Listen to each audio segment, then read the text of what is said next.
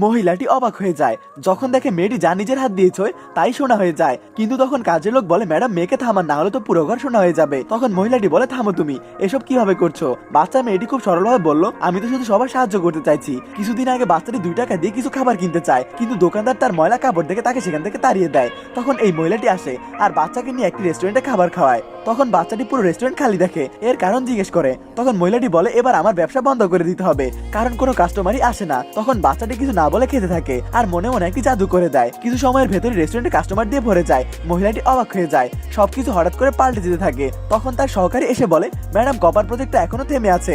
বাচ্চা মেয়েটি বলে, চলেন তো আমি দেখি।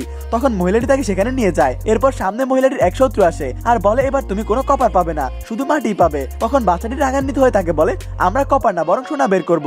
সবাই তার কথা শুনে হাসতে থাকে। সেই মহিলাটিও বিশ্বাস করতে পারছিল না। তো বাচ্চা মেয়েটি মাটি ছোঁয় আর সেখানে খুঁড়তে বলে। আর যখনই খোঁড়ার কাজ শুরু হয়, সত্যি সত্যি সেখানে সোনা দেখতে পায়। এটা দেখে সবাই অবাক হয়ে যায়। এবার পরবর্তী পর্ব দেখার জন্য ভিডিওতে লাইক করে চ্যানেলটি সাবস্ক্রাইব করুন।